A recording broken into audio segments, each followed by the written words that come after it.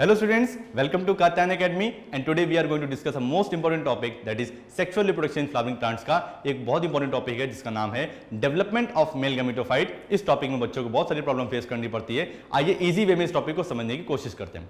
इसको समझने के लिए 4 स्टेप्स में इसको पढ़ेंगे। पहला स्टेप है हमारा स्ट्रक्चर ऑफ स्टेमेन, दूसरा स्टेप है हमारा स्ट्रक्चर ऑफ माइक्रोस्पोरेंजिया, तीसरा स्टेप है हमारा माइक्रोस्पोरोजेनेसिस और फोर्थ स्टेप है हमारा स्ट्रक्चर ऑफ मेल गैमेटोफाइट। और फाइनली हम डिस्कस करेंगे आपसे जो हमारा इंपॉर्टेंस होता है economic importance of pollen grains के बारे में। आइए सबसे पहले डिस्कस करेंगे हमारे फर्स्ट स्टेप के बारे में जिसका नाम है हमारा structure of stamen. Structure of stamen के बारे में डिस्कस करेंगे तो आपको मालूम होना चाहिए कि जो स्टेमेन्स होते हैं ये एंजियोस्पर्म्स में मेल रिप्रोडक्टिव यूनिट होते हैं। मेनली इनके 2 पार्ट्स होते हैं। आप डायग्राम को देखिए, एंथर होता है और फिलामेंट होता है। फिलामेंट नॉन फर्टाइल पार्ट होता है, एंथर फर्टाइल पार्ट होता है। एंथर बाइलोब्ड होता है और हर लोब जो होता है वो डाइथिकस होता है। ईच लोब इज डाइथिकस और each lobe is consist of 2 microsporangia. तो इस तरह से एक बाइलोब्ड एंथर में 4 माइक्रोस्पोरेंजिया होती हैं।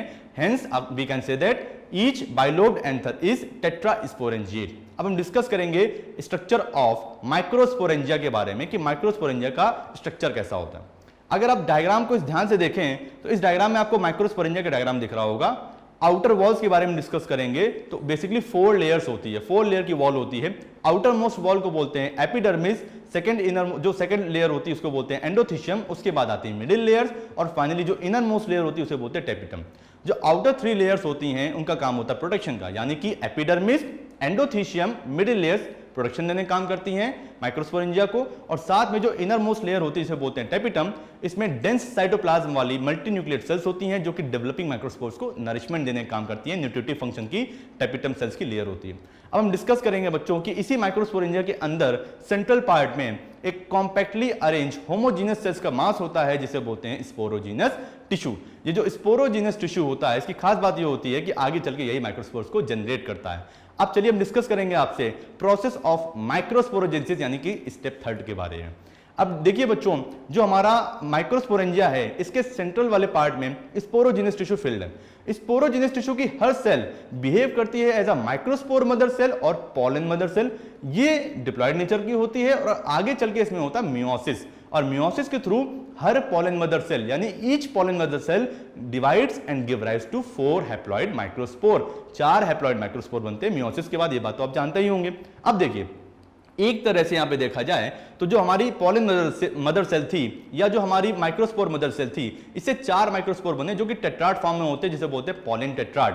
आगे चल के यही पॉलिन ग्रेन डेवलप होते हैं और डेवलप होकर आगे चल के यही माइक्रोस्पोर डेवलप होंगे और पॉलिन ग्रेन्स में डिफरेंशिएट हो जाएंगे और इस तरह से हमारा माइक्रोस्पोरोजेनेसिस का प्रोसेस कंप्लीट हो जाता है। इसके बाद हम डिस्कस करेंगे स्ट्रक्चर ऑफ मेल गैमेटोफाइट के बारे में कि मेल गैमेटोफाइट का स्ट्रक्चर कैसा होता है। बच्चों, मेल गैमेटोफाइट जो होता है वही पॉलिन ग्रेन भी कहलाता है और मेल गैमेटोफाइट पॉलिन ग्रेन की अगर बात की जाए तो अलग अलग स्पीसीज में इसका साइज, इसका कलर वेरी करता रहता है और शेप भी वेरी करता रहता है। आप डायग्राम में देखिए अलग अलग कलर, साइज और शेप के पॉलिन ग्रेन्स पाए जाते हैं।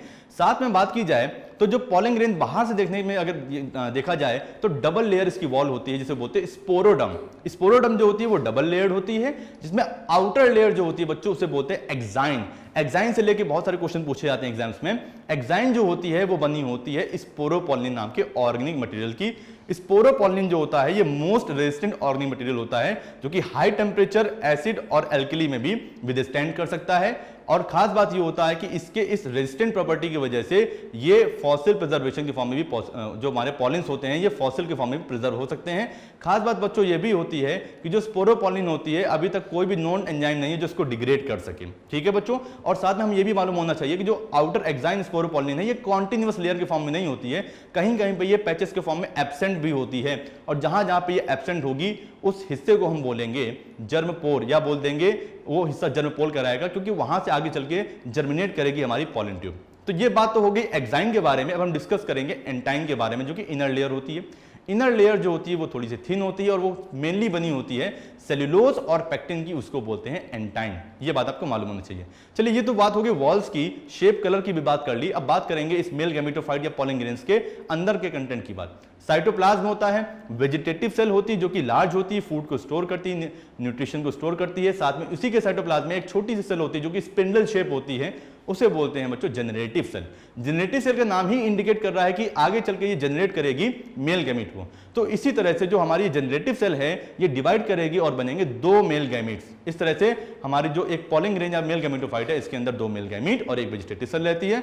But most of the angiosperm में जो शेडिंग होती है वो 2 सेल स्टेज में होती है, यानी 60% से ज्यादा एंजियोस्पर्म्स में जो शेडिंग होती है पॉलिंग ग्रेन की एंथर की वॉल से जब वो रप्चर करके बाहर आते हैं तो ये 2 सेल होती हैं, जनरेटिव सेल और वेजिटेटिव सेल।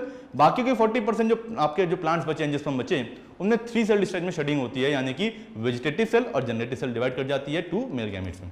अब हम डिस्कस करेंगे बच्चों economic importance of pollen grain के बारे में कि पॉलिन ग्रेन्स का इकोनॉमिक इंपॉर्टेंस क्या होता है। बहुत सारे पॉलिन ग्रेन्स बच्चों पॉलिन एलर्जी भी कॉज करते हैं, एलर्जिक रिएक्शन प्रोड्यूस कर सकते हैं बॉडी में। जैसे पॉलिन ग्रेन्स जो होते हैं जब उनको इनहेल कर लेते हैं तो बॉडी में जाके कुछ एक तरह से हाइपर सेंसिटिविटी प्रोड्यूस करते हैं, उसे बोलते हैं पॉलिन एलर्जी।